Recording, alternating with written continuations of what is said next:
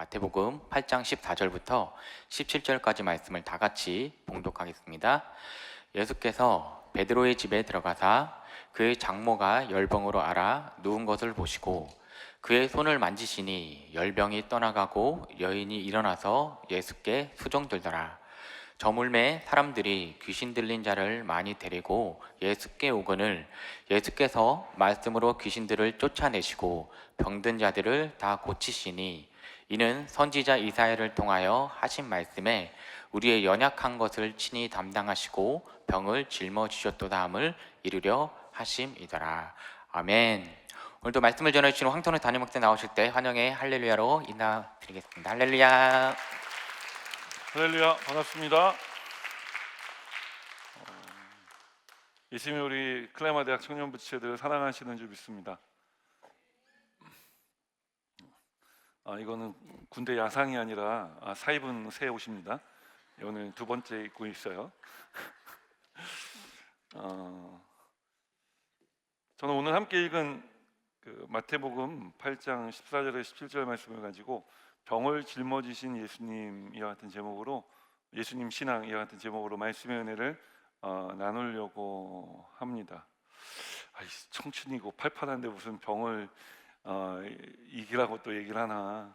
여러분, 우리가 건강을 자신할 수는 없어요. 늘 언제든지 크고 작은 문제들과 또 삶의 아픔들이 우리의 삶 가운데 있죠. 꼭 뭐 질병 하니까 큰 뭐 암이나 뭐 이런 것들을 이야기하는 줄 알지만 그런 것만 병은 아니지 않습니까?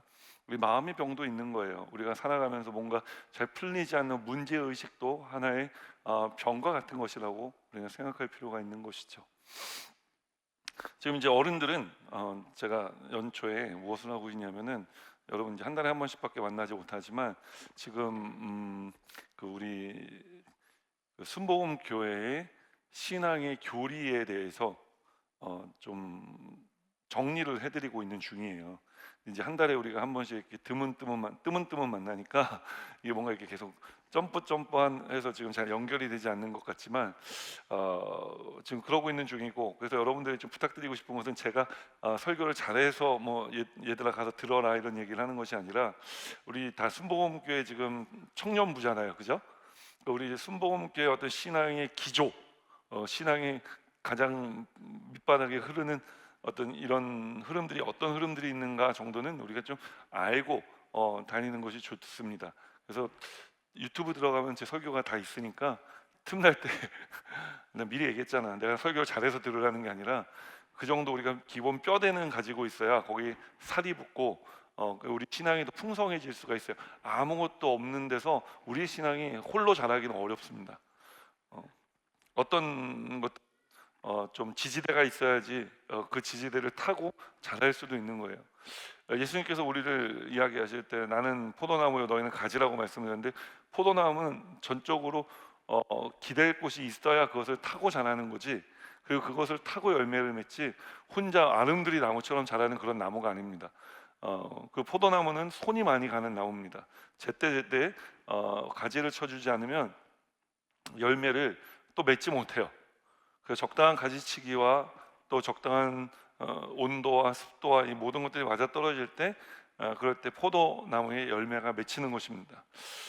저는 우리 청년들이 신앙생활하면서 이런 열매 맺는 신앙생활을 했으면 좋겠습니다.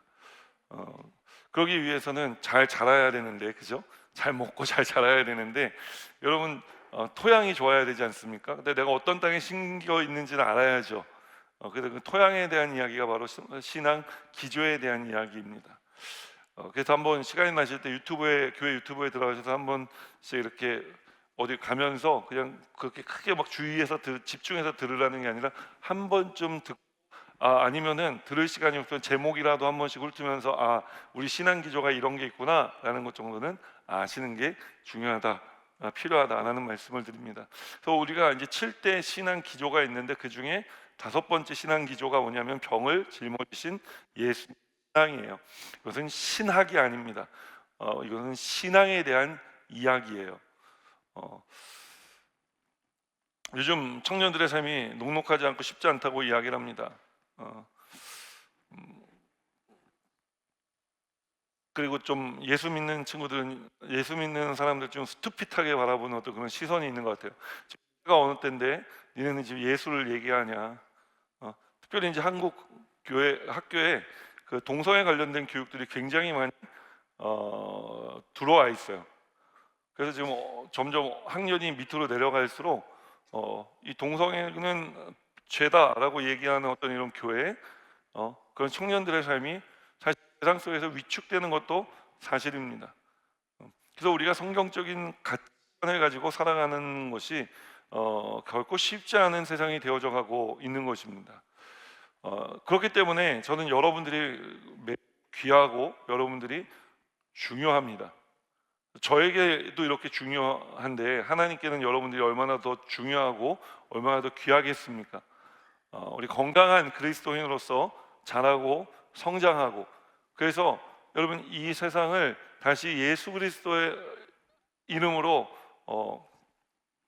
이 세상을 하나님 기뻐하시는 세상으로 되돌려 놓는 삶을 살아가는 귀한 우리 청년들이 되어주시기를 주님의 이름으로 축원합니다. 그러기 위해서 우리가 건강해야 되겠죠. 병들면 안 되겠죠. 그래서 오늘 우리가 어떻게 해야지 건강한 삶을 살 수 있을까에 대해서 말씀을 나누기 원하는데, 첫 번째로 우리가 기억해야 될 것이 있는데 뭐냐면요, 우리 예수님께서는 우리의 병을 대신 짊어져 주신 분이시다라는 거예요. 우리 한번 고백해 볼까요? 병을 짊어지신 예수님. 예수님께서는 우리의 병을 짊어져 주셨습니다. 어디서 짊어지셨죠? 십자가에서 짊어지신 것입니다. 원래 아담과 하와가 범죄함으로 이제 아담과 하와가 에덴 동산에서 쫓겨나게 됐잖아요. 갑자기 바르게 앉으니까 내가 자꾸 내려오는 거야. 위에 있을 때는 그냥 이렇게 내려와서 가까이 가면은, 그래서 아담과 하와가 에덴 동산에서 하나님과 처음에 살 때는 아무 문제가 없었어요. 늘 하나님을 만나고 좋았죠. 하나님께서 만드신 세상도 그렇지 않습니까? 하나님 보시기에 좋았더라. 좋은 세상이었던 거예요. 여러분, 우리 하나님은 사막입니까? 생명입니까? 우리 하나님은 생명이십니다. 그렇기 때문에 하나님과 아담과 하와가 늘 만나고 생활하는 동안에는 늘 생명으로 나아가는 삶을 사는 거예요. 생명으로 충만하고 생명이신 하나님께 나아가는 삶을 살았잖아요. 근데 아담과 하와가 죄를 졌어요. 그래서 이 아담과 하와가 에덴 동산에서 쫓겨났어요. 쫓겨났다는 것은 뭐죠? 뭔가 잘못을 했다는 건 죄를 졌다는 얘기잖아요. 그래서 아담과 하와가 쫓겨난 다음에 이제 어떤 삶을 살게 되느냐? 창세기 3장 18절에 보면은 세상이 가시 넝쿨과 엉겅퀴를 내기 시작했다고 이야기를 해요. 다 가시가 있는 겁니다. 그래서 여기에 우리는 사람은 찔리고 쓸리고, 그래서 상처나고 그 상처가 곪고, 그래서 아픔을 경험하며 사망을 향해 나아가는 삶을 살아가게 됩니다. 하나님을 잃어버린 사람, 생명이신 하나님과의 관계가 끊어진 인간은 이제 더 이상 생명을 향해 나아가지 못하고 사망을 향해 나아가는 삶을 살아가게 된 거예요. 이런 우리들을 위해서 오신 분이 예수님이시고, 예수님께서 하신 일이 무엇이냐? 십자가에 달려 돌아가시며 우리의 모든 죄를 사해 주셨다는 것이죠. 그래서 아담과 하와가 범죄함으로 우리에게 유전되어져 내려오던 그 죄를 다 십자가에서 사해 주시고, 우리가 다시 생명이신 하나님께로 나아가 살아갈 수 있는 길이 되어 주셨어요.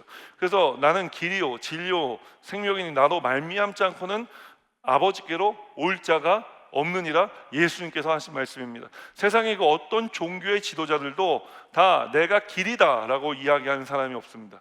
제가 얼마 전에 은행에 일을 보러 오래간만에 갔다가 어떤 분들이 하는 얘기를 옆에서 들었는데 이제 아버지와 딸이 하는 이야기입니다. 아빠, 나는 기독교는 별로인 것 같아. 나는 절이 더 좋은 것 같아. 나는 부처가 더 좋은 것 같아. 그러니까 아버지가 이야기합니다. 그래, 그 기독교는 뭐 예수가 뭐 길이라 그러고 막 그런 얘기 하잖아. 근데 부처는 내가 부처가 되는 거야. 내가 돌을 닦아서 내가 되는 거야. 예수를 따라가는 게 아니라 내가 뭐가 되는 게 중요하지 누굴 따라가는 게 뭐가 중요해. 근데 여러분, 제가 이 얘기를 드릴게요. 우리가 예수님 아니고서는 왜 하나님께로 나아갈 수 없냐면은, 우리가 예수님과 우리와의 관계를 이야기할 때 아까 제가 포도나무요 가지라고 말씀을 드렸잖아요. 그러니까 무슨 얘기냐면 우리는 원래 포도 열매를 맺는 가지가 아니었던 거예요. 근데 예수를 믿는 순간 하나님께서 우리를 탁 띄어서 그 포도나무에 이어 붙여 주신 거예요. 그래서 포도 열매를 맺는 가지가 되게 해주신 거예요. 나는 포도나무요 너희는 가지다라고 하는 말씀이 그 말씀이거든요. 그러면은 이 나는 포도나무 너는 가지다, 우리는 원래 포도 열매를 맺지 못했던 인생인데 포도 열매를 맺게 하나님께서 해주신 거잖아요. 그 이전에 우리는 어떤 열매를 맺었겠어요? 미움의 열매, 뭐 다툼의 열매, 분열의 열매, 뭐 이런 것들 아니었겠어요? 뭐 좋은 열매도 있었겠지만 안 좋은 열매들도 많이 있었겠죠. 그래서 이 인생의 안 좋은 열매를 따기 위해서 불교에서는 뭐래요? 수련을 하잖아요. 참선을 하잖아요. 참선이 뭐예요? 내 인생의 나쁜 생각을, 나쁜 열매를 따는 거예요. 그리고 이제 한 100일 면벽 수련 뭐 이런 거 참선하고 이제 나는 되었다 하고 내려온단 말이에요. 내려오지만 그 종자가 변했어요? 그 열매를 맺는 종자는 나무는 변하지 않은 거예요. 그 시간이 지나면 또 안 좋은 열매가 맺히겠죠. 계속 그것이 반복적인 삶을 살아가는 거예요. 우리는 이것을 새로운 삶이라고 이야기하잖아요. 반복적인 삶이라고 이야기를 하죠. 이 반복의 고리를 끊어내신 분이 누구예요? 예수님이신 거예요. 예수님께서 이 반복의 고리를 끊어내시고 이전에 우리 인생에 열매 맺지 못했던 열매를 맺고 살아갈 수 있도록 새 나무가 되게 해 주신 사건이죠. 우리가 예수님을 떠나 살아갈 때도 마찬가지입니다. 우리는 병들고 아픈 인생을 살아갈 수밖에 없는 인생이죠. 왜냐하면 사망을 향해 가고 있으니까요. 그러나 예수님을 만나면 우리의 인생의 길이 달라지는 거예요. 우리는 새 길을 걸어가게 되는 겁니다. 생명의 길을 걸어가게 되는 거죠. 그 길 위에는 어려움이 있고 사망이 있고 곤란한 일들도 있고 힘든 일들도 있지만 마침내 모든 것이 합력하여 선이 되게 하신 하나님 계시기 때문에 걱정할 것이 없는 것입니다. 여러분 오셀로라고 하는 게임 알아요? 보드게임 방에 요새 그런 게임 있나요? 오셀로.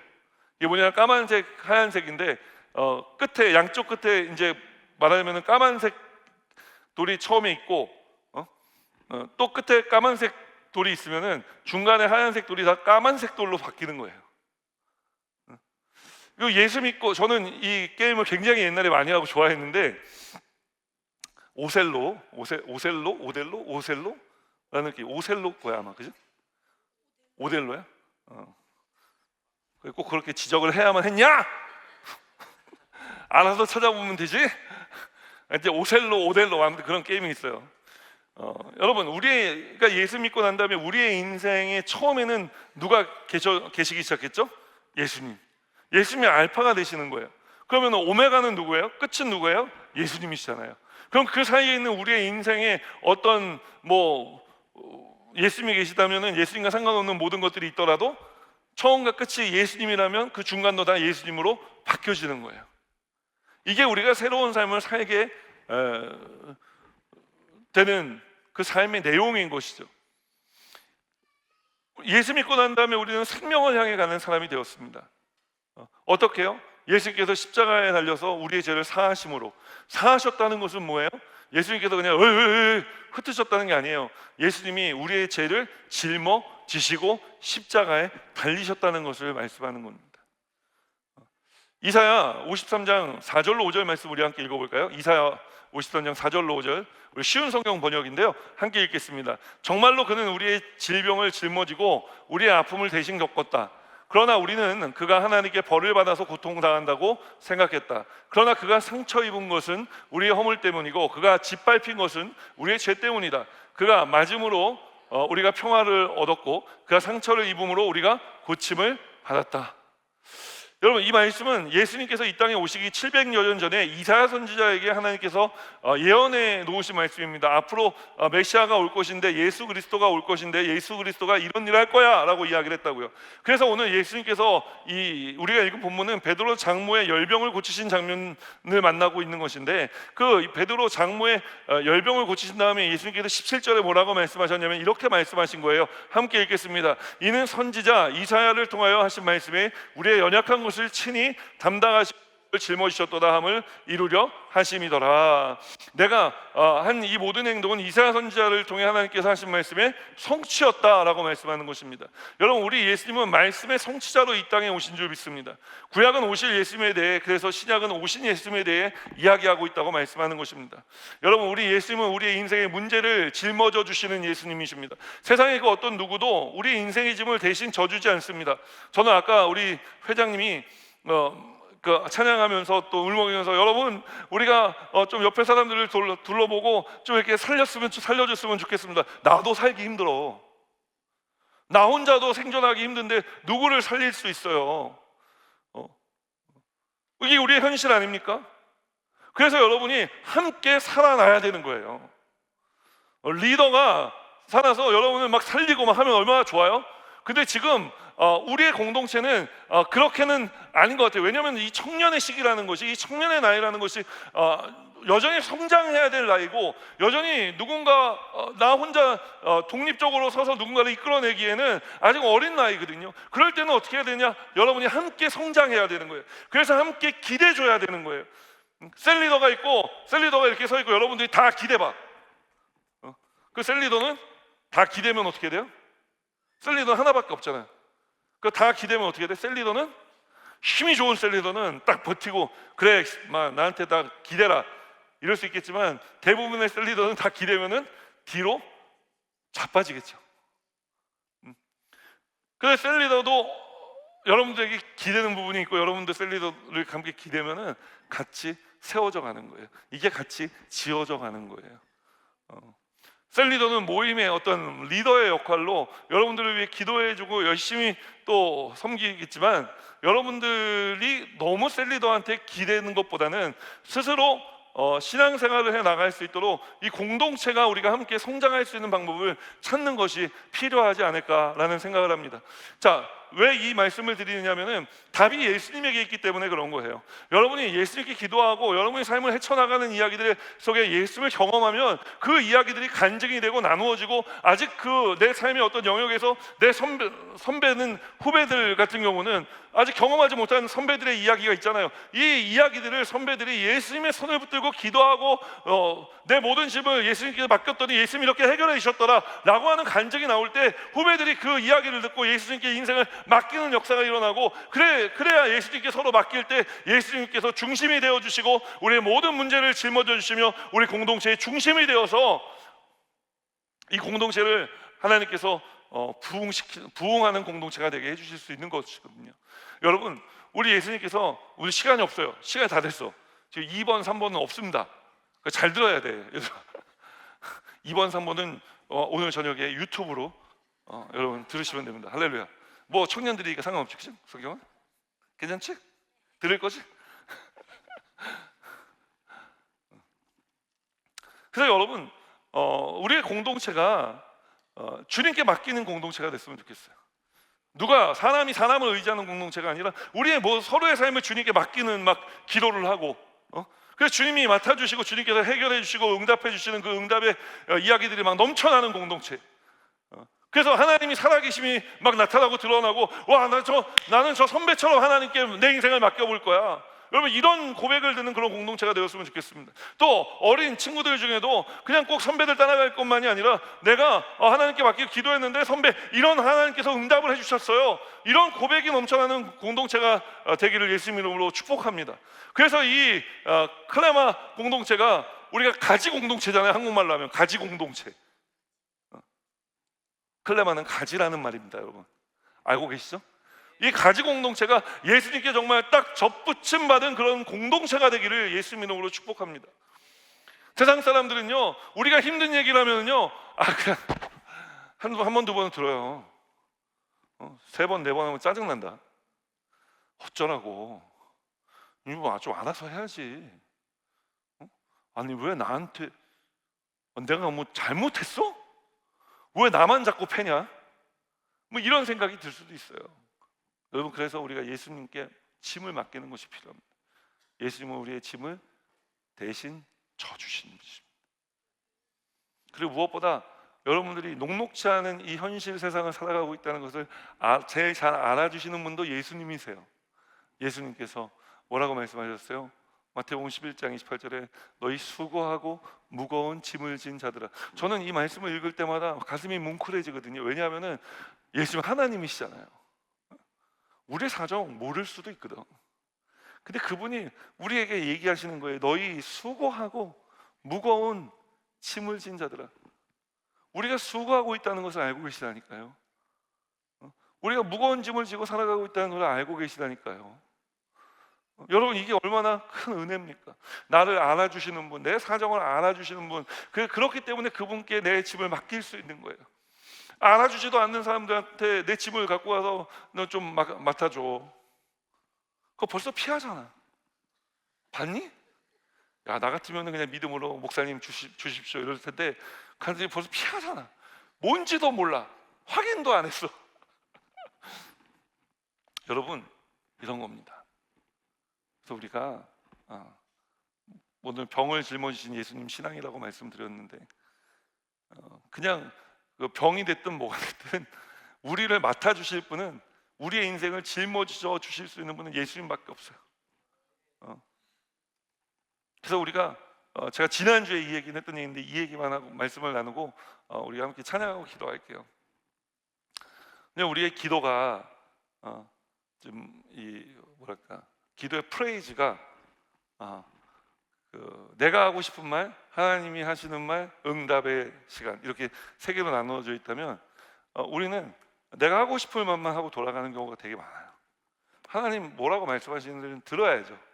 그리고 이 말씀이 주는 평안함이 무엇인지 우리가 경험해야 되는, 이게 우리의 기도의 한 프레이즈가 돼야 돼요.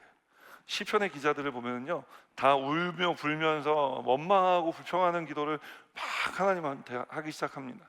하나님께는 그렇게 해도 돼요. 하나님 다 들어주시니까. 왜냐하면은 그 기도를 그냥 그대로 하나님께서 두지 않으시거든요. 여러분, 시편을 읽어보셨습니까?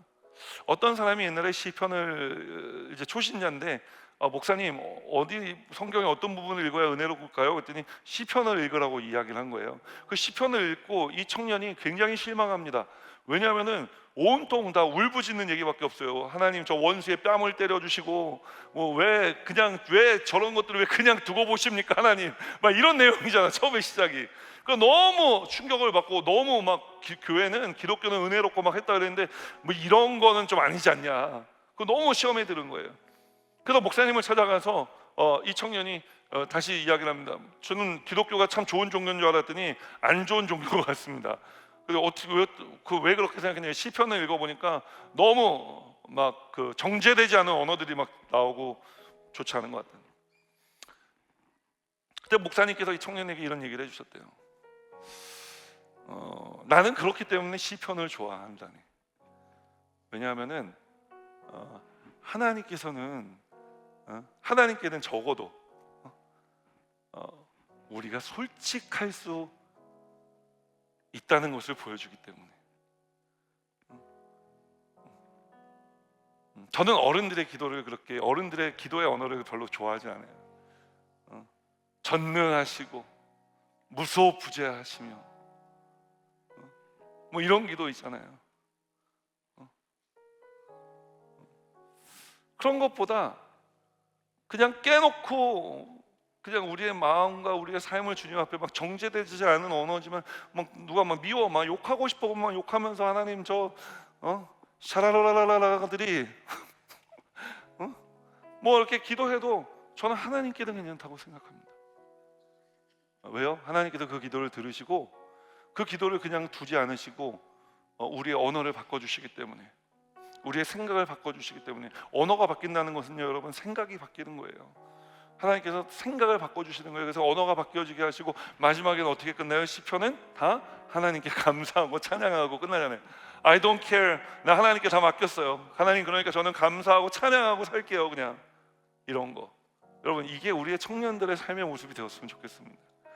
힘들고 어려운 거요. 그냥 왜 우리가 왜 기도를 할 때 주님 뭐 너무 잘하려고 하는 거 아니에요, 우리?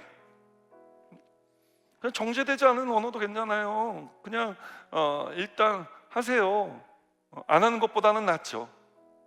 안 하고 끙끙 앓고 하나님도 내 사정을 몰라주신다고 얘기하는 것보다는 하나님이 정말 내 이 속사정을, 내 이 원색적인 마음을 알고 계시는지 우리가 하나님 앞에 한번 부르짖어 한번 기도해 볼 필요는 있지 않겠어요?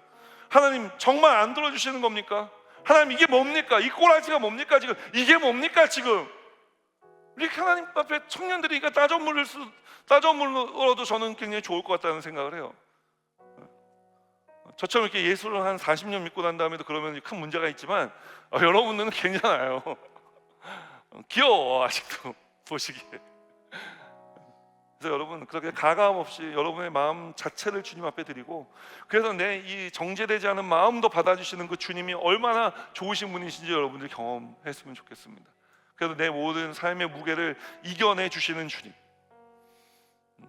그리고 나를 버티게 해주시는 주님, 내 짐을 대신 져주시고 나를 잡아서 너는 쓰러지지 말아라, 내가 대신 질 테니, 이런 거잖아요. 여러분 이 주님을 한번 경험해 봐야 되지 않겠습니까? 우리 지금까지 교회 다녔는데 이 주님 한번 경험하지 못하고 우리 신앙생활이 낙심하고 절망해서 교회를 떠나고 예수를 떠나는 발걸음이 된다면 여러분 그거는 너무 아쉽잖아요. 지금까지 예수를 믿었는데요. 우리가 한 번은 경험해 봐야죠. 정말 하나님이 살아계신지 안 살아계신지. 제가 아까 예배 내려오기 전에 잠깐 점심 먹으면서 인스타 봤는데 하나님은 계시지 않아. 어떤 사람이 그런 거예요? 하나님은 계시지 않아. 하나님은 거짓말이야. 만약에 하나님이 살아계시다면 내가 하나 둘 셋 할 때 번개 친다. 하나 둘 셋 우르릉 꽝. 그래서 그 사람이 나중에 얘기는 뭐냐, 하나님이 계셔, 이렇게 끝났어요. 여러분 이게 정말 조금은 짤이지만 아니 우리 정말 삶 속에 이런 거 한번 좀 경험해 봐야 되는 거 아니에요? 하나님 살아계시구나. 맡겨야 뭘 살아계신 줄 알죠. 하나도 맡겨본 적이 없는데 하나님 살아계신 거 어떻게 알아요? 내 인생의 문제를 놓고 정말 하나님 앞에 엎드려서 기도해보고 눈물 흘려보지 않았는데 하나님이 내 기도를 들으셨는지, 내 기도에 응답하시는지 응답하시지 않는지 우리가 어떻게 아냐고요. 여러분 혼내는 거 아닙니다. 난 청년회 때 제가 청년으로 다시 돌아간다면 저는 이러고 기도할 것 같아요. 제가 청년회 때로 돌아간다면 제가 옷을 청년처럼 입고 나오고 싶었고, 이렇게 닫고 덥다 지금 이제 끝내야 될 때가 됐어. 근데 저는 제가 청년회 때로 돌아간다면 제가 지금 여러분들이 도전하는 이 삶을 살고 싶어서, 저는 청년 때 그렇게까지 하지 못했기 때문에 저는 이런 삶을 여러분들에게 도전하는 거예요. 제가 살아보고 싶었지만 살아보지 못했던 그 청년의 삶. 저는 이미 신학생이었기 때문에 늘 거룩을 배웠고 남들 앞에서 이렇게 보여지는 어떤 신앙생활에 대한 이야기를 듣고 또 그런 모습을 보여야만 했기 때문에 그런 삶을 살지 못해서 하나님 앞에 스트러글하고 정말 하나님 앞에 따지고 들고 하나님 뭐 이게 뭡니까 이런 얘기를 감히 할 생각을 하지 못하고 살았어요. 그런데 지금 제가 와서 생각해 보니까 내가 청년 때 왜 그런 것을 하지 못했나는 아쉬움이 남는 거예요. 여러분들은 한번 해봤으면 좋겠습니다. 하나님 앞에 땡깡도 부리고 하나님 앞에 막 울기도 하고 하나님 앞에 화를 내기도 하고 하나님 좋아서 기뻐해도 괜찮아요. 그런다고 이 공동체에서 쟤는 좀 이상한 것 같은데 쟤는 병원을 소개해줘야 될 것 같아, 이런 얘기 할 사람은 없잖아요. 우리들끼리 우리가 한번 그렇게 하나님을 경험했으면 좋겠어요. 그래서 주님이 정말 내 삶의 짐을 다 가져가 주시고 치료하시는 것을 우리가 경험했으면 좋겠습니다. 우리 함께 이 찬양 고백하면서 자 2번 3번은 집에 가서 듣는 겁니다.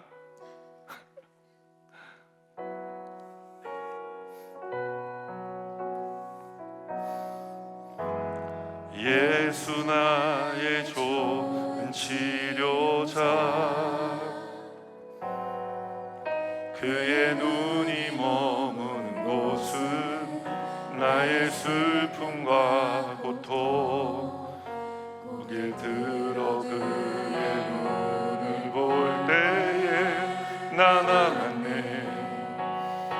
예수 나의 치료자,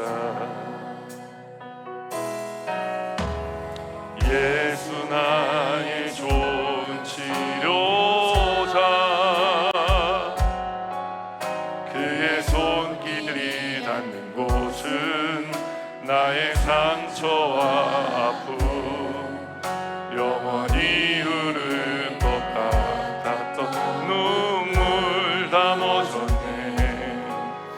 예수 나의 치료자. 나 노래하리라. 나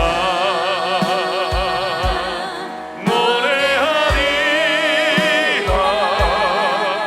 천한 나를 돌아보신 그새 주를 찬양해. 하늘 닿는 곳까지 내 손 들리라. 예수 나의 치료자. 나 노래하리라. 나